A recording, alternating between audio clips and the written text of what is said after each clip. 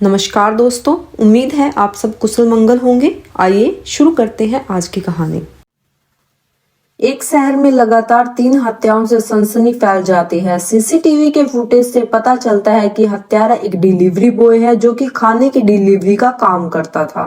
जगह पर जहां तीसरी हत्या हुई थी वहां से उस लड़के का आईडी कार्ड भी बरामद किया गया है जिसमें उसका नाम बॉब था। उसके ऑफिस में जाकर पता चलता है कि वह एक और डिलीवरी देने गया है और तभी पुलिस को सूचना मिलती है एक और हत्या हो चुकी है। इस शहर में हत्यारा बेखौफ घूम रहा था और एक के बाद एक हत्या करता जा रहा था। प्रशासन के कान खड़े हो चुके थे। उसे लोकेशन ट्रैक करके गिरफ्तार कर लिया गया और उसे रिमांड रूम में ले जाकर पूछताछ करने पर पता चला कि यह हत्या उसने की ही नहीं, वह तो केवल खाने की डिलीवरी देने जाता था। पुलिस के अधिकारी भी यह नहीं समझ पा रहे थे कि सीसीटीवी में तो साफ साफ नजर आ रहा है कि जितनी भी जगह हत्या हुई है उस जगह पर बॉब मौजूद, लेकिन वह सच बोल रहा था क्योंकि इतना टॉर्चर करने के बाद भी उसने अपना बयान नहीं बदला था। अधिकारियों को कुछ समझ नहीं आ रहा था कि मामला क्या चल रहा है।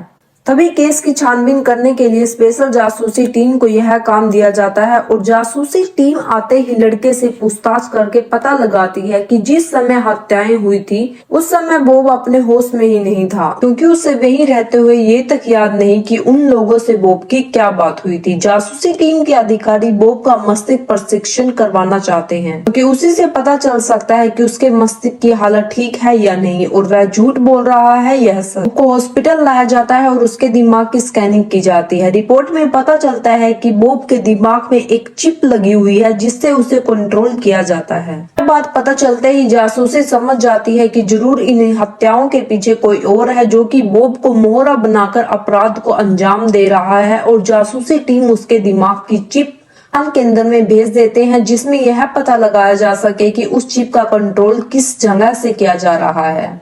जासूसी टीम की छानबीन चल ही रही होती है कि अचानक शहर में 2 हत्याएं और हो जाती हैं और वहां भी बॉब की तरह किसी और डिलीवरी बॉय के होने के सबूत मिलते हैं। जासूसी टीम के अधिकारी अब यह बात समझ चुके थे कि हत्यारा कोई और है, यह तो सिर्फ मोहरे है, लेकिन शायद अपराधी यह बात नहीं जानता वह लगातार जुर्म करता जा रहा था।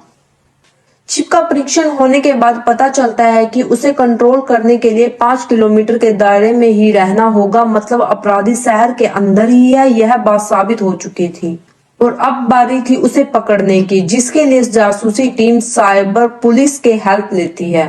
वाली जगह से 5 किलोमीटर के दायरे का नेटवर्क एक्सेस करवा लेती है जिससे उन्हें अपराधी के ऑनलाइन खाता, इंटरनेट की तकनीकी गतिविधियों की जानकारी मिलने लगती है।